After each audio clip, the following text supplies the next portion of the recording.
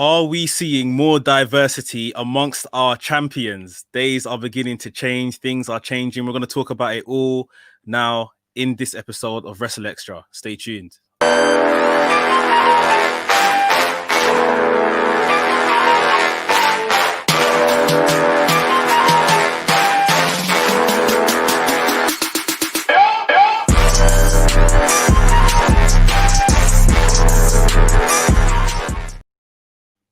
Yo, what's good, people? It is your boy A Dazzle alongside Mex WrestleManiac UK. What is good? We are here at WrstlXtra live on YouTube, and you are also listening on AffinityExtra.com and hopefully also on the new app. Yeah, I said it. Get it. Download the new app, AffinityExtra.com. You can get it on iPhone and on Android. You can listen to 24/7 of the best urban gospel in the world. Let's go, bro. Listen, man. Let's kick it off real quick and go straight into it. So I noticed the other day that right now on the main roster there is no white American champion in WWE right now. Yeah. SmackDown, Raw.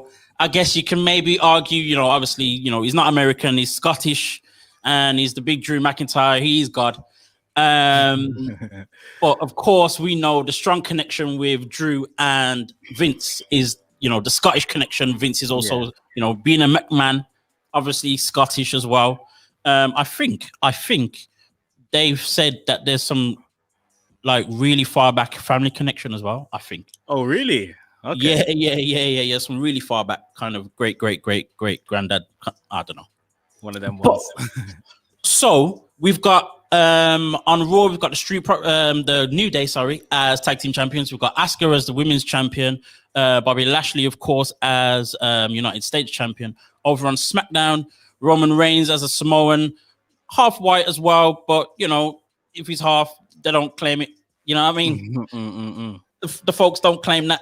The Samoan Roman Reigns is the Universal Champion. We've got the Street Profits as tag team champions. Obviously, Sasha Banks is the women's champion, and Sami Zayn, who is Canadian and of Syrian descent, Muslim as well, is the Intercontinental Champion. So we have no white American champion in WWE right now. The question really is this a sign of WWE's diversity or straight up coincidence?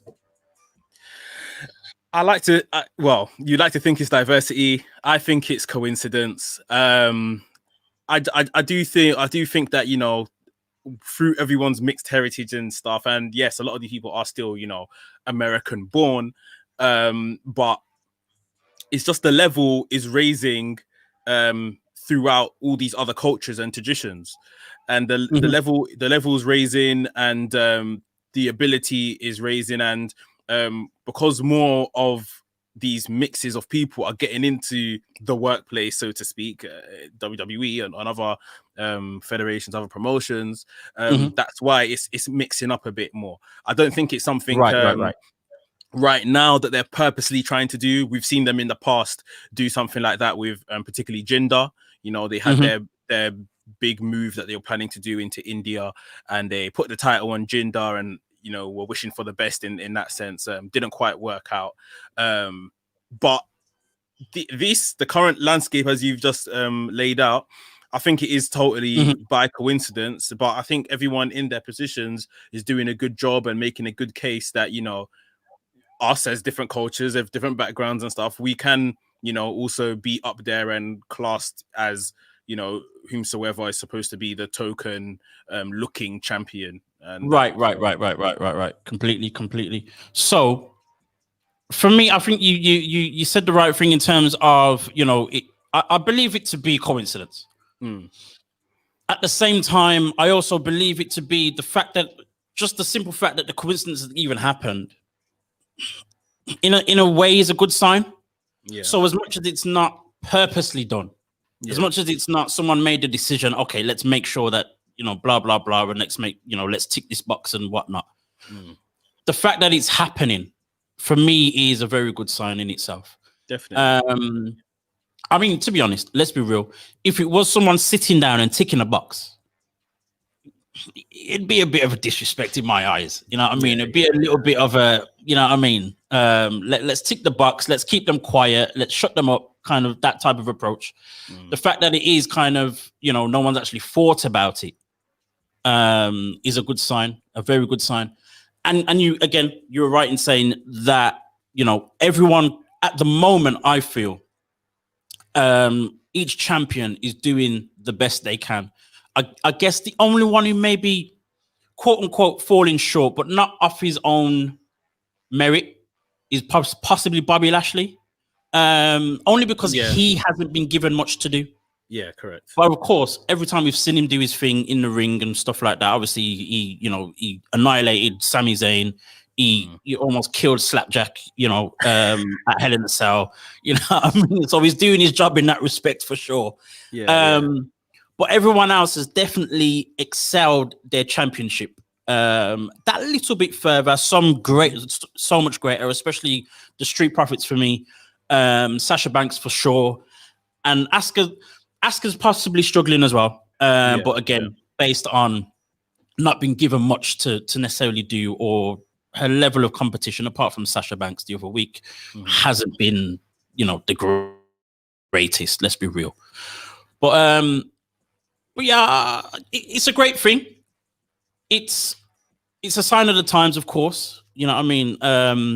We're seeing everyone being used. Another question, I guess, that kind of ties in with this. Do you see, for us as Black fans, do you feel that something like this is kind of a bit of a reason to almost not be able to moan about the use of Black wrestlers? I mean, it's two different scenarios. I mean, saying not white American doesn't equal Black, so to speak. Right. If we don't kid ourselves and kind of drill down who is champions, the minority, if you want to put it that way, is still Black, so it might be equal with another kind of race. Bobby Lashley is a Black champion. Street Profits are Black champions, so we're here, but I think some noise can still be made. It is still relatively a new thing for there to be just 100% Black champions, and for them to have these unprecedented title runs for long periods and stuff like that. They're still new. We can still voice our opinions, but at the same time, it's getting better. It is getting better. And even we're being talked about, like Keith Lee, we spoke about last week, and we always speak about on the show. He's being kept warm around the main event picture. Right. And it's probably just in case someone goes down injured or someone, they're keeping these people as credible challengers that can possibly just come in. Big E looks like on this past week, he's finally taken his step towards the IC title. And Sami Zayn, we'll probably talk about that later. Bianca Belair, again, that we spoke about last week, she's catching steam and will probably be in and around the women's title scene before too long.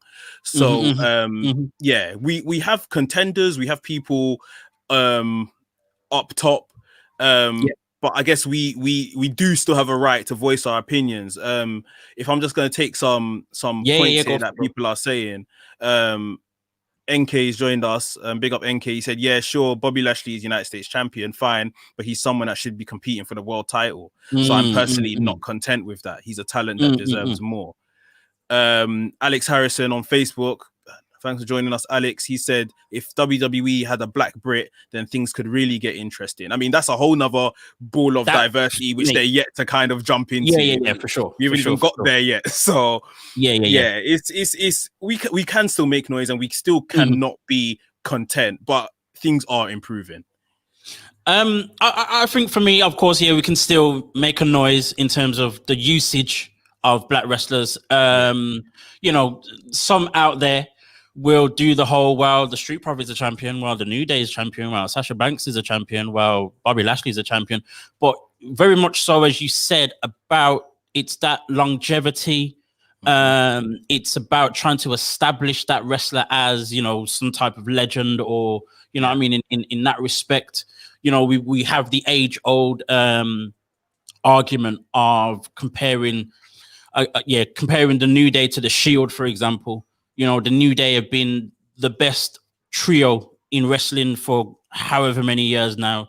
But yet, you know, only Kofi Kingston has been a champion, whereas with the Shield, they were together for 3 years at the most before all three of them, you know, eventually became world champions and have been and are Grand Slam as well, I think.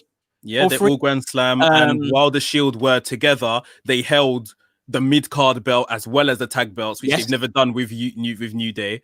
Obviously, the Shield boys have had long reigns. When they rejoined, I'm pretty sure either Roman Reigns or Seth Rollins at the time was world heavyweight champion when they rejoined for their second iteration. Obviously, we know Kofi Kingston was only champion for 6 months, and the fashion he lost it was completely unacceptable.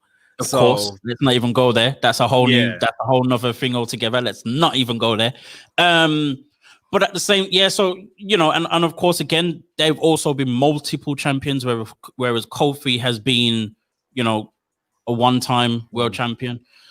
We're hoping we're seeing Big E become a champion, but already the New Day are not necessarily the trio. Obviously, they've been split up and stuff. So, yeah, it's more so the use, the longevity, what happens in the long run more than anything else.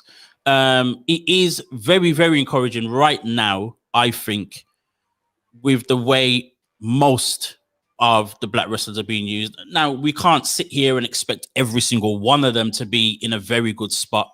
I think that's very unrealistic, regardless of race, gender, whatever. But to see so many of them, you know, on the card often, you know what I mean, week in, week out, you know, we've got the Hurt Business doing their thing. We've all been singing their praises for the last, you know, 2 months at least.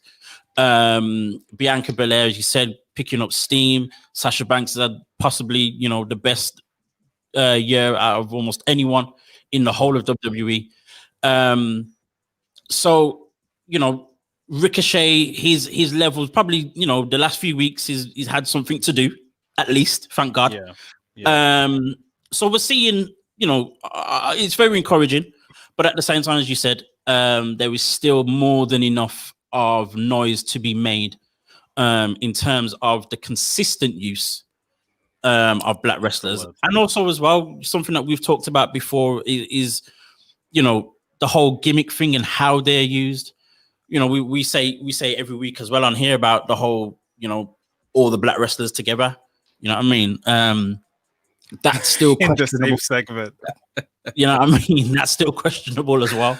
So yeah, there's more than enough noise to be made. I mean, there was one time, it's happened this year and last year, where at one point we black wrestlers were the majority of the champions on the main roster, at least. Yeah. So I think at one point this year, I think it was 8 championships, and that's also including the tag team championships as 2 belts.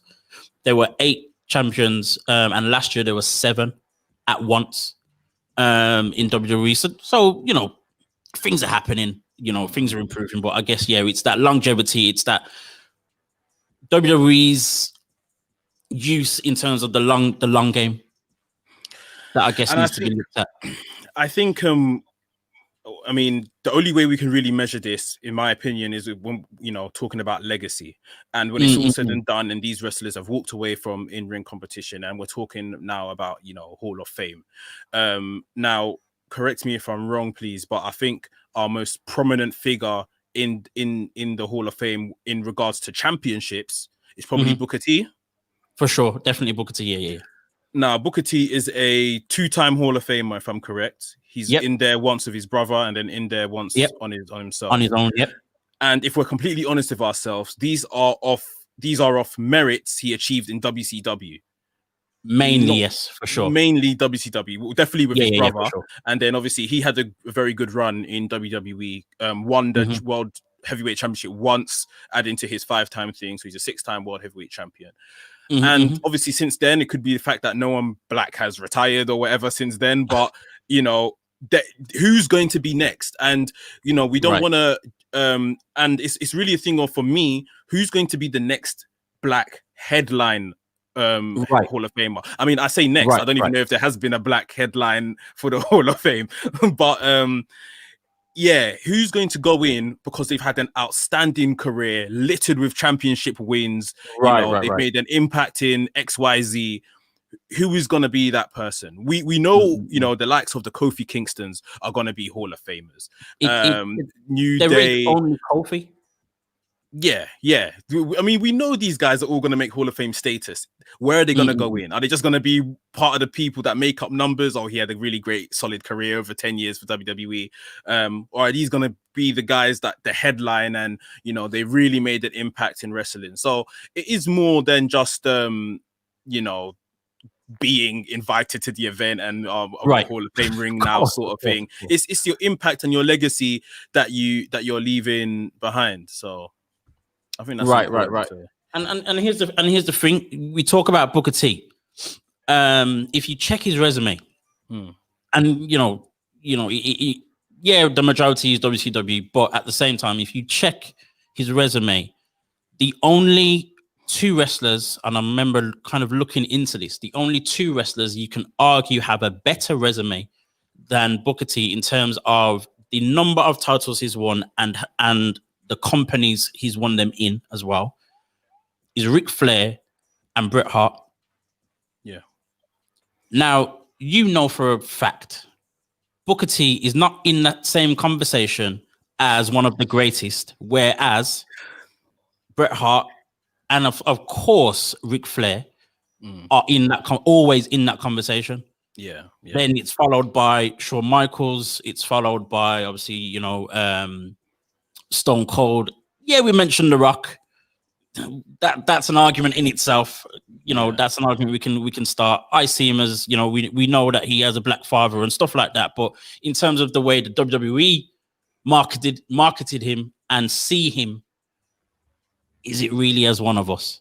You know what I mean? Yeah. But at the same time, even still, just the simple fact that Booker T even has a better resume than he does, and yet he's kind of he's remembered more for his joke character King Booker than it was that guy who broke the barriers in WCW and became a champion. You know what I mean? And all that kind of thing. So there's an argument in itself. I mean, going back to what you were saying about who could be the next, the only other person there is that could be anything close to that is Kofi Kingston, based on, again, on paper, how many championships he's won. But they have all been mid-card. You know what I mean? That's what he'll really be revered and remembered for, mid-card and tag team championships. Yeah, they'll add in the WWE championship, of course. But, you know, I guess that's the argument, really. You know what I mean? There's not many at all. There's going to be others that are going to go into the Hall of Fame, of course.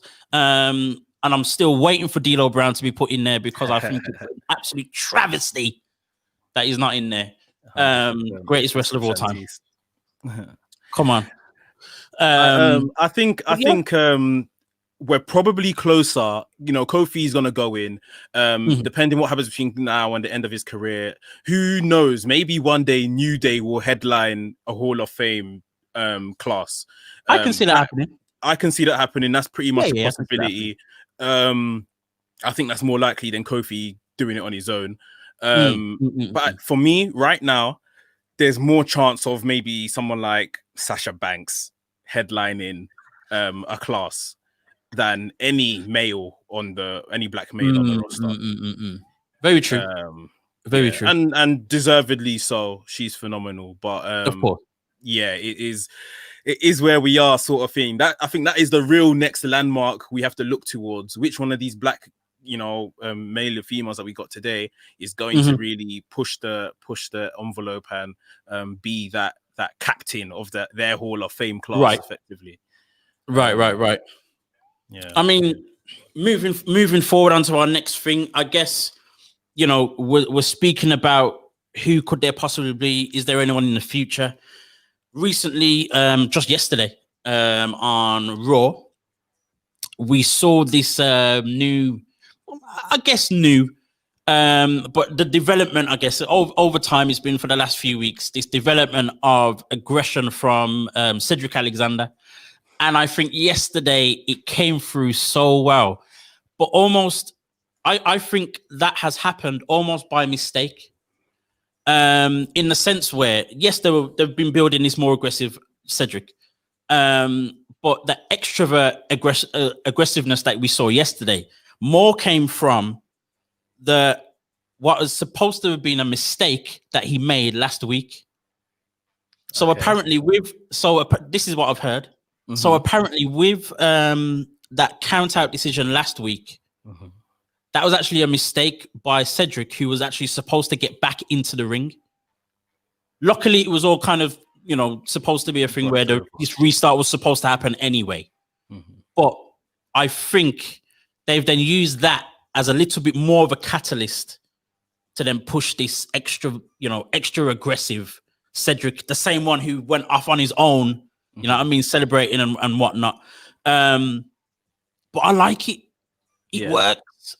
I think when I first heard of it, because I didn't see Raw, I saw it after I know that he kind of celebrated on his own. I was thinking, are they breaking up the Hurt Business already?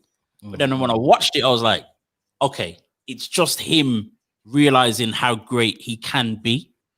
So for me, I think it was a stroke of genius, to be honest. Mm. Yeah. So I discussed this in my review on my channel today, and I'm actually going to clip the snippet that I spoke about this and put it on Instagram. Yeah. So what I think this is, or what I'd like it to be, should I say, is Cedric going into business for himself. Okay. Like, he's realized his potential, that these guys are getting that out of him. He's just won a match. Instead of kind of waiting in the ring to celebrate with the rest of his team, he's just kind of went down the entranceway, celebrating, giving all the passion. They're looking at him like, why are you over there? Get back in the ring. We have to lift your arm and do all our MVP kind of stuff. Right. I would love if this is a thing where Cedric remains a heel and maybe out of this Hurt Business turn face, or at least remain tweeners or something, that Cedric kind of outgrows the Hurt Business. Remember how The Rock became that kind of cocky guy in Nation of Domination, that he began to very much see how great he was, and Farouk is the leader, forget him. The classic roll eyes in the promo winning. Yeah, exactly. I think maybe something like that should be teased with Cedric, where it's like, I'm the guy that's picking up the wins here. I'm the young guy that's got all the potential. I can outgrow these old guys that they've stuck me with. I think that'll be really interesting for Cedric to really push further than just more than a aggressive character. Right. And you know what? For me, that is what I wanted to happen from day one anyway. I think that's the whole point of having the young guy within the group. As you said, The Rock was that guy. My head always goes to more evolution. When it comes to the Hurt Business, then I go to Nation of Domination. Yeah. So Randy Orton was that guy, you know what I mean? And what I liked about that one was, and I think with The Rock as well, it was a very long process. So we saw the early, implications of, them picking up a bit of steam and a bit of confidence and stuff like that.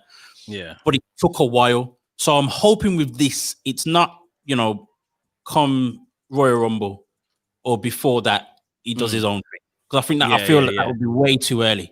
Yeah, 100%. But at the same time, it is basically exactly what I wanted them to do with Cedric, and I think that's exactly why he was put in the group and what is needed for him. Yeah. So it'll be very interesting to see. Usually that guy becomes the face, whereas the group become the heel. Yeah, they might turn on him around. It could work. I think it can work either way, and it will be something different. So if he ends up being the heel, whereas the group becomes the face, that'd be interesting. That'd be very interesting, to be honest. Yeah, very different. I mean, they're doing good work regardless. Mhm. We spoke about it before, but Bobby Lashley seems to be the only one that kind of needs direction, especially because he's holding the US championship, and it looks like he's Right. probably going to get into a program with Riddle now, off the Yep. back of Raw. So, Mhm. yeah, Hurt Business doing great stuff anyway. But Cedric is surely they're positioning him to be the breakout star, which he should. Yeah, He should yeah. be. So. He has to be, as I said, he's the younger guy. You know what I Yeah, mean? yeah. And it's, you know, he's got time to work with. You know what I mean? Going back to Bobby Lashley just a little bit. Yeah, he looks like he's entering something with Riddle. I'm hoping it's not a thing where Riddle takes that belt. I'm hoping it's just something that then establishes Bobby Lashley just a little bit more as a United States champion. And then hopefully someone else comes in and takes it, kind of giving him space to then go possibly for a world championship again. Yeah.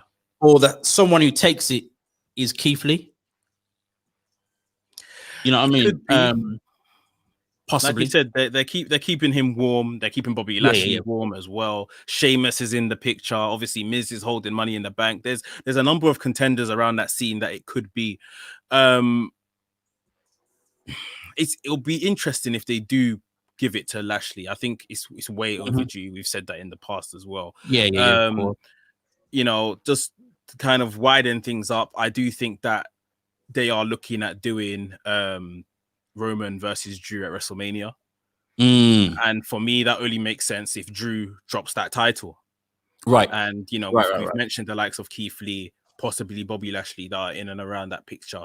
So these could be credible guys to pick it up if Drew is to lose it sometime before Mania. So yeah. Something to think For about. For sure. Moving to what happened. Actually, no. Staying on Raw and last night's Raw specifically. We saw Retribution. Obviously, we mentioned their little program with Ricochet at the moment. Ricochet has been able to kind of do his thing and whatnot. But then we've also now had this thing with Reckoning and Dana Brooke. Now, last night, I'm sure it wasn't supposed to happen at all. But Reckoning lost her mask. Obviously, we know Reckoning is Mia Yim. You know Say what? swear. Are you being serious?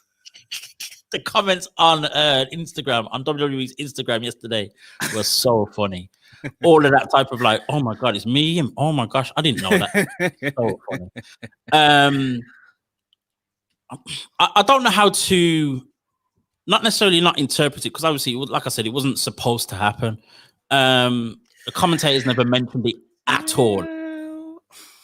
But I think I've heard, I've not necessarily looked at it properly, but there's a possibility that they're getting rid of her out of the group altogether. So, you know what? And I think it's needed because she doesn't do much. She doesn't get to do anything. It's an absolute pointless spot for her. I've always felt as if she, even her as Mia Yim, the person, has not necessarily taken to that character. Yeah. Whereas it seems like the men have embraced it. Yeah, they've accepted it. Now, I'm not saying it's a bad thing that she hasn't, because I don't think it's the greatest thing for her. And I think she kind of knows that. But, at the end of the day, it's part of her job. She's been asked to do it. She's getting paid. You kind of go with it. She's definitely not, I don't see her as the kind of person who can, make demands. She's not that far in her, WWE career or on that ladder. Of course. So she goes with it. But I think it would be a bit of a saving grace for her to not necessarily be in the group. I don't know where she goes. And I can see her, she's going to stay on the main roster, but at the same time, I mean, like, what's her direction then going to be after that? Or how are they going to break it up? That is a point. Funny you said that, because obviously Mercedes Martinez was brought up originally as part of Retribution. Somehow she asked to leave and was allowed to. I know she's probably got more clout in the game than Mia Yim, but she's very early in her WWE career in that sense. Yeah. For me, this happened on purpose, because it came off very early in the match. For some reason, at first, I thought Dana Brooke was like laying in punches on her, and I thought that's trying to protect her face from being seen. I've seen it times when Kane's mask has come off, the camera's cut, gone somewhere else. Kane's scurrying to put his mask back on. This wasn't the case. She continued wrestling the match. The referee took the masks and stuff and threw it out the ring like an obstruction he got rid of. I very much think this was supposed to happen, and especially the way she lost the match. She knelt in the middle of the ring. Ali came in and completely berated her for losing. That's not what we do in Retribution. We don't lose, even though you guys have lost a hell of a lot of matches. Every single match. He completely berated her for losing. The camera was still here zooming in on her face. I think it's her being taken out of Retribution eventually. Maybe not as soon as this week. Maybe it happens next week or whatever. But they're pulling back. Or maybe this is slowly how they're all going to start pulling back their mask, and Retribution's just going to be invalid by the new year. Who knows? But I definitely don't think this was an accident. I think I kind of see, as I mentioned with Cedric being counted out last week, I kind of see it as a mistake that's not necessarily a mistake. So a mistake that doesn't have implications on what was going to happen next. Basically. I do see it as an accident, but at the same time, obviously, it kind of almost helps, and definitely didn't mess up the direction that the whole thing was supposed to go. I can definitely almost see Ali mentioning it next week. Yeah. You know what I mean? In some way. And I think the reason why, one, the commentators never mentioned it at all. Never said anything about it. Ali never said anything about it when he was berating her and all that kind of stuff as well. So I don't think it was supposed to happen. But at the same time, it's still kind of part and parcel of, her leaving the group. And, I'm glad. I mean, ultimately, I think, like you said, you raise a good point. If she is to leave, what is she going to do? This was her first match on Raw since she's been called up, since she's been running around with Retribution, and she lost to Dana Brooke. Now, with all due respect, it's not a great start, is it? It is difficult to see, where she could come in. I'm always a firm believer of when someone gets debuted, they should be debuted within maybe not the title picture, but within the main event picture of their division. Okay. And then, if the crowd don't take to them, whatever, they can fall down into wherever they're supposed to be on the card. Now, you debut her against Asuka. She's not really gonna beat Asuka, is she? She was never the NXT Women's Champion. She's not gonna be any of the likes of Nia Jax probably, or Shayna Baszler. It's a hard position to be put in. Like, who's credible after those three that that she could fight and win right now, and heads are gonna turn like, okay, Mia Yim won. I don't think there is anyone per se. Like, not many. Do you think of anyone? I mean, there's who else is on Raw? You've got Lacey Evans, you've got Peyton Royce. But those are feuds where if she sorry, who? I said she can beat like Peyton Royce or Lacey Evans, and that will kind of be like exactly. But then that's all it would be. Yeah, and she can then move on to Lacey Evans after Peyton Royce and beat her, and then eventually it's gonna have to be Asuka, Shayna, or Nia Jax, which she won't beat, and then it's just floundering. And I'm taking that word from Shantice. Shantice said it. Honestly, everyone in the women's division is floundering. It for sure. Kind of is like that, especially on Raw. Raw is including the champion. But right now, Raw is, the women on Raw at the moment it's just a little bit flaky. The women's champion is basically going after the tag team championship now because she has no contenders, and the tag team champions are going after the women's champion because they don't want to use the contenders there. Like, it's right.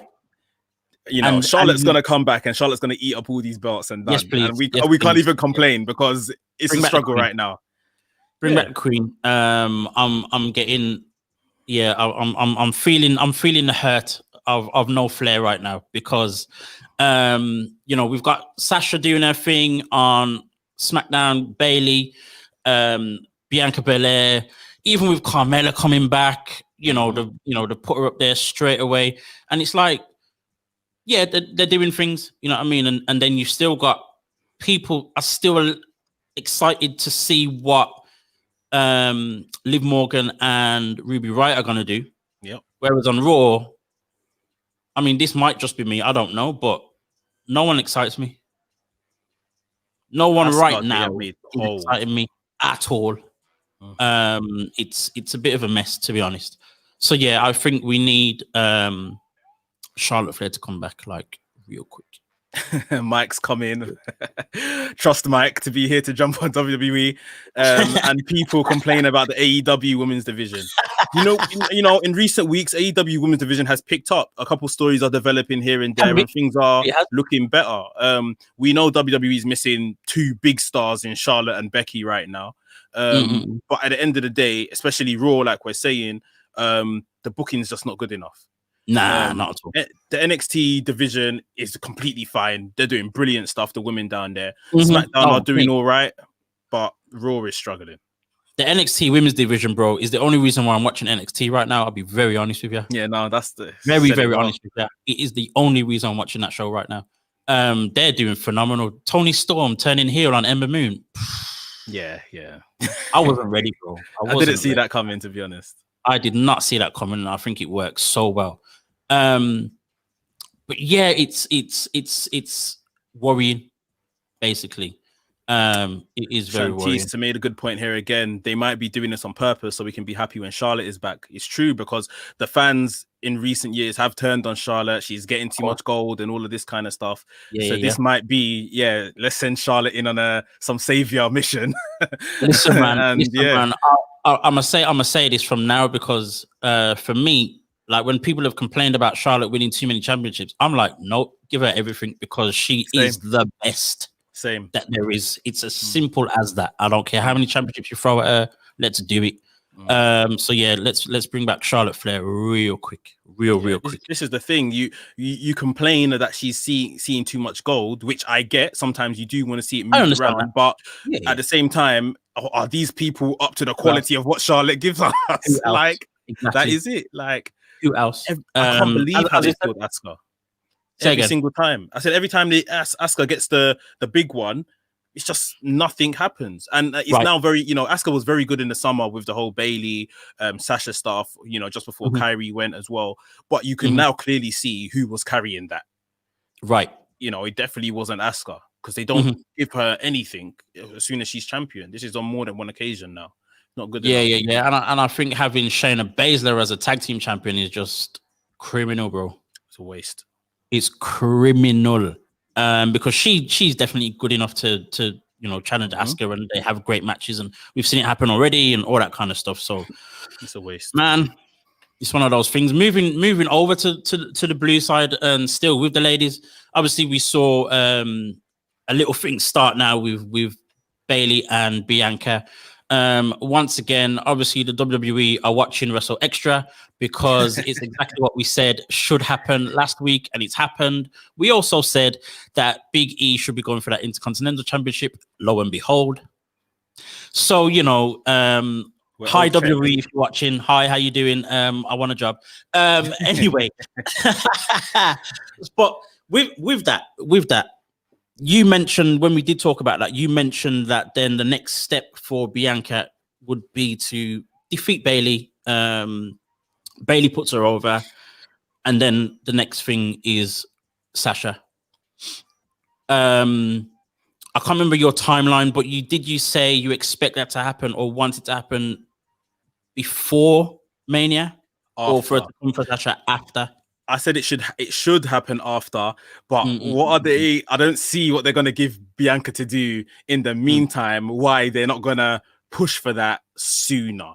I think maybe. I don't know if Bayley wins a feud against Bianca Belair to get herself back in the hunt for Sasha towards Mania. Maybe that's the play, or does Bayley win the Royal Rumble? I don't know, but I mean, it's very good. It's a good problem to have that, Bianca Belair is picking up so much steam. It's just a fear of, you know, she's hot now, we rushed the belt on her, then what do we give her afterwards? And you want it to be perfect. For someone you see so much potential in, you just want it to be perfect. Like that's the fear. I mean, I see there can still be a bit of a longer game in all of it. You still got Natalya in the mix as well. And we could have, you know, a back and forth with Bayley and Bianca for a while. You know, end up being, you know, like a best of 5 almost type of thing without it being said, maybe. So there's a bit of longevity in it. If then after that Bayley then wins the Rumble, or if Sasha's not champion by then, Sasha wins wins the Rumble, and Bianca's not necessarily there in the picture, but you know, still warm, still thereabouts, and you know, and it can be moved on afterwards. But you know, it's encouraging though that, you know, simply that she's in that mix from now, and not, you know, messing about with, I don't know, whoever else is on SmackDown. That's not that great. I don't know. Again, it's the thing, like we're saying with Keith Lee, they're keeping her warm near the top. You know, just so we should be ready when they pull the, you know, ready to go with her sort of thing. We know, she's been doing some stuff around the top anyway, so she's credible. She's ready to go. Very, very true. Very true. Let's talk about for a second, staying on the blue brand with Bianca's husband, Montez Ford, and Angelo Dawkins. Now, they lost the other day. Is this they're losing the championships, or they're going to eventually win because, you know, they lost just to scare us just a little bit. And then when it comes down to it, you know, WWE are the kings of let's make the champions lose so we can motivate a match and then the champions win. Of course. And I think that's what it is. To be honest, I wouldn't. Well, I just want to see Bobby Roode doing something. So I wouldn't particularly mind if they drop the titles to win it back, sort of thing. But I think this is the thing. If they don't lose, where does the stories in the tag division come from? Yeah, I was gonna say, Dolph right now, I mean, obviously on paper in terms of what they've achieved, Dolph and Bobby Roode are up there. Again, Dolph Ziggler is one of my favorite wrestlers ever. But right now, are Roode and Ziggler kind of credible enough, if that's the right way to put it, to defeat the Street Profits? And then after that, then what happens? I mean, even if the Street Profits beat them, who's then going to come after them? Like the Usos, possibly, but Jimmy's still injured. Apparently, the Usos are going to be coming with some new gimmick or some, you know what I mean, or something like that. Something's changing. Yeah, they're going to change them probably in January, music and and something like that. So who else is there on SmackDown? I don't even know. I think they might be moving towards making Chad Gable and Otis a tag team with their Alpha Academy. Okay. Baron Corbin has hinted at something for this week coming up. I think obviously the Mysterio family embarrassed him with their numbers last week. So apparently, I think it's been rumored he may return with Forgotten Sons minus Jackson Riker because of Jackson Riker's views. Of course. There might be up and coming contenders, but these aren't anyone that Street Profits really should be. Yeah, it's this whole WWE thing of putting some randoms together, and it kind of doesn't make sense straight away. Sometimes it works out. Sometimes, most of the time, it doesn't. It doesn't. Most of the time, it doesn't. So we'll see what happens with that one. But it's nice to see that the Street Profits are still up there, doing their thing. They've had a very, very good November. Very, very good November. So to keep them up there would be nice. Going back to the whole championship thing, I don't see anyone necessarily losing their championship before the end of the year. End of the year, TLC. I think Sami Zayn could lose to Big E. Possibly Sami. He's the only person I can think of that might do.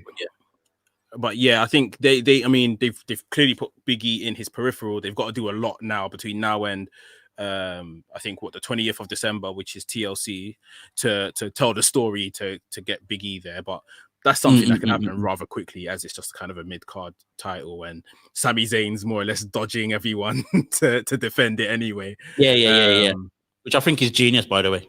Yeah. He's been very entertaining. Yeah. So yeah, I think that's it's probably him. I wouldn't want to see Big E lose it at the first. Sorry, not Big E. Bobby Lashley lose his title to Riddle at the first opportunity. Yeah, definitely. If he's going to lose it, then Riddle's going to have to work for it. It's going to have to be probably more than one match, in my opinion.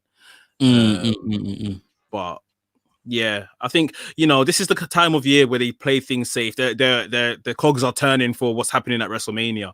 So who's winning the Rumble? Who's going to hold the title between then and now? And what are the Mania matches going to be? So you're probably right thinking that nothing much is going to happen in the next month. I see the only other person losing their title and probably win it back about 7 times is R-Truth.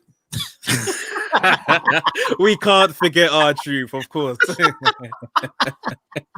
24/7 championship, bro. I think he's on number 47. 47, I think. Yeah.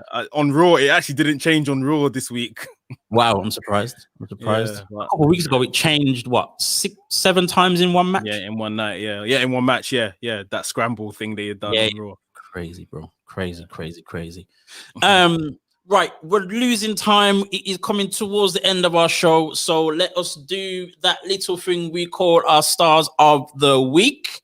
We've talked about WWE all show. Oh, well. But let me know who for you is your star of the week. Why? What have they done? Let me know.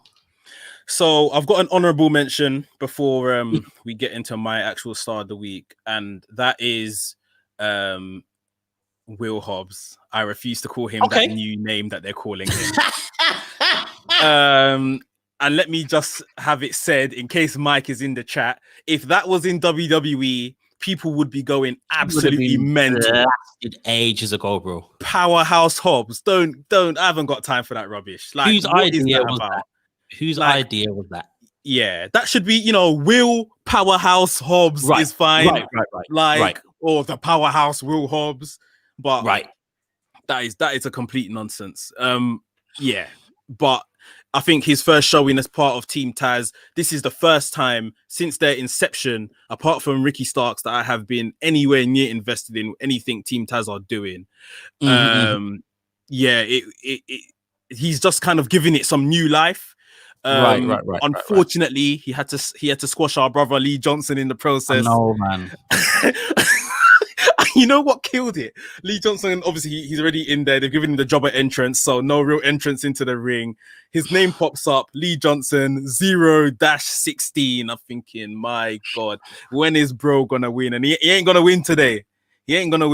So Powerhouse Hobbs. No way. So yeah, AEW News One. Yeah, I thought it was Will. LOL. Will Paul. Yeah, it's the name's not great, but I think this new edge he's got. I mean, when he won the match, and he's like, he found the camera immediately and gave that stare he gave. I was at my computer like, yo, bro, I don't want it with you. It's that scale. That scale was something different, bro. I said I don't want it with you. So yeah, looking forward to what they've got in store. He's got a tag match this week on AEW, so that should be good. Tagging with Ricky Starks. However, my star of the week, Leon Ruff and Arja Smith. They've just got engaged. Big up Desmond Xavier as well. Getting engaged. Man. Thanksgiving was very good for them two couples for sure. 100. But I just love the story of Leon Ruff. What you say? I said the turkey must have been cooked good because man were in their feelings, yo. 100%. Court man weak. But no. I've been following Leon Ruff since he and his missus Arja Smith, since they've more or less been quite prominent on our screen since earlier this year. Obviously, Arja came through refereeing from NXT, and I follow them both on Instagram, and I see how much those two mean to each other and how supportive they are being on their journeys with each other. For sure. I absolutely love the story of Leon Ruff rising to prominence. Man's got the North American Championship, proposed to the girl, got the belt, got the girl. He's got everything right now. Come on, man. So yeah, congrats to those two. Again, congrats to Desmond Xavier and his missus. And yeah, we're celebrating Black Love. So yeah, I'm here for Leon Ruff and Argel Smith this week as my star. Yeah, man. I mean, for sure, I've been following both of them for a while. Arja Smith before she was Smith, when she was Arja Pereira. When she used to wrestle. Yeah, when she was wrestling, she won. Gosh, what tag team championship was the Shine or Shimmer tag team championship with Big Swole. Before Big Swole was even Big Swole. When she was Ariel Monroe. You know what I mean? So yeah, man, and seeing Leon Ruff kind of come through WWA 4 in Atlanta as well. So, you know, seeing them kind of grow, I almost feel like an uncle. Yeah, literally, like I've been watching this for the past year or so. Like, it's crazy. It's crazy. But yeah, man, it's nice to see that love happening. And as you said, man, it's very, very clear. If you follow any of them, whether both of them or just one of them on Instagram, it's very, very clear how supportive they are of each other and where they're going and stuff like that. Yeah, man, I think it's phenomenal where they're at in their careers. I remember Arja Smith telling me when it was found out that she became a referee. I remember her telling me that, you know, she always pursued, you know, the wrestling thing. She was wrestling for a good while. But when the opportunity came to be a referee, the reason why she went for it is because she just wanted to do something completely different. Not because she was fed up of doing wrestling, but it was just an opportunity to be a trailblazer. Basically, and that's why she went for it, and that took everyone by surprise, bro. That took everyone by surprise. But you know, they seem to be this surprise couple because Leon Ruff's the North American champion. It still hasn't sunk in, bro. It still doesn't make any sense.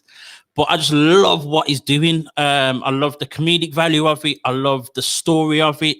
You know what I mean? I love this whole, you know, the bit where we was on the KO show, bro. That was funny. The little details that both of them were doing, that little interaction that both of them were doing with the chair and with the things that he was saying, and I was pleasantly surprised to see that he could keep up with KO's level of sarcasm and joke. That he was very good in that segment. It's true.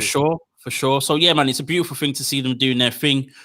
Speaking of Desmond Xavier, of course, as well, from rascal to man, you know what I mean? He's proposed to his longtime girlfriend. I think they've been together at least 3 years. She is a dancer for the Orlando Magic basketball team. And listen, Desmond Xavier, I know he's a brave guy. We can see what he does in the ring when he jumps out of the ring and all that kind of stuff and all the high flying that he does. But to propose to your woman in front of her family is something else, bro. That's what you call ballsy. That's what we call in the UK ballsy. Exactly, bro. Mate. Exactly. So massive props to him for that one, for sure, man. And as you said, man, Black love, love in general. You know what I mean? It's nice to see. It's nice to see him. It's good to celebrate, for sure. Taking it back, actually, no, let me mention Will Hobbs real quick as well. I loved the whole get-up as well, the change of attire as well. Obviously, it's very much, you know, Taz in terms of the black and orange and the singlet and all that kind of stuff. So, you know, and the whole thing that he did and the aggression that he showed. And again, you know, unfortunately, our boy Lee Johnson, he was the victim once again for the 17th time. Yeah, shout out Lee Johnson. But to move on to my start of the week, we're keeping it AEW, and I'm going to mention someone that is just wouldn't expect me to mention. They've not necessarily done anything specific in terms of like won a big match, you know, title contender, anything like that. But this person returned after not being on TV for a bit, or not being in AEW for a bit, and that's Rasheed Chanel. Bro, Rasheed Oh, yeah. listen to me, yeah. That woman is money. She's got bags of character. Whole Bags thing, of it. the fashionista, you know, this whole little thing that she's got with the tap in the hair. Yeah. Tapping the weave. Tapping the little weave. Bro, that one move that she does is the epitome of who Rasheed Chanel is as a character and as a wrestler, where she kind of does this little prance to the one side of the ropes, bounces off, and then comes with that vicious kick, bro, to the corner. Yeah. It's that whole, she's got that little comedic thing, but that aggression is crazy as well. I think for me, AEW need to pick up on that sometime very soon. Not necessarily push her towards any kind of championship match or whatever else, but at the same time, just give her something more to do. Not necessarily, as much as she's comedic for the most part, not necessarily give her something comedic to do, but give her a bit of a run, give her some kind of feud to sink her teeth in, mix it up with somebody. But I think for me, Rasheed Chanel she's just money, bro. Was she on Dark recently this past week? Yeah, she was on Dark. She had a match against Kylan King on last week's Dark and lost. But I'm a fan of Kylan King as well at the same time, to be honest. Very powerful female. Very, very good. But yeah, I think Rasheed Chanel is someone that we need to keep our eyes on and keep bigging up whenever we can, because she's just great. She's just great. She's got that perfect mix of the entertainment and the wrestling ability. And it's going to be interesting to see where she goes, whether that stays in AEW, whether that's back on the indies when, however that works out. Yeah. But Rasheed Chanel for me, it was just nice. It was nice to see her back. That's what it is. Yeah. It was just nice to see her back on the screen, doing her thing. And, it's clear that the commentators love what she's about as well. They enjoy her. Things, you know what I mean? She's a really fun character. And I was just thinking when you said her name, and I was thinking, who's that? Because whenever I see her, because obviously the Rasheed is Ratchet, it's Ratchet Chanel, isn't it? Like, right. So that's in my head when I see her, I'm like, oh, Ratchet Chanel, sort of thing. So she's so fun. She's literally so fun to watch. I missed Dark this past week. I haven't seen it, so as long as she's back, then that gives me another reason to tune in. But definitely, she's someone that could get into good feuds, like you say, not necessarily have to win them and be propelled into anything, but just keep her name warm, keep her in the mix, right, because her character is very, very enjoyable. So for sure. My quick honorable mention has to be the Acclaimed. I think I even mentioned them last week. You didn't mention them last week. I just think that in the ring, they're doing great work. In the ring, they're doing great work. Max Caster is, with his freestyling, with his with his rapping beforehand, and all that kind of stuff, is gonna be a problem. I think it's going to be a problem. People need to keep their eyes on him. In the same vein that we talk about Ricky Starks, I think he's very, very similar in the sense of he's got a very good look. He's got he's got like the X factor. There's something about him. Charisma You can't and everything. Yeah, the charisma, all that kind of stuff. And it's clear that he can speak and more than speak on the mic as well. Anthony Bowens is a very good compliment to him as well.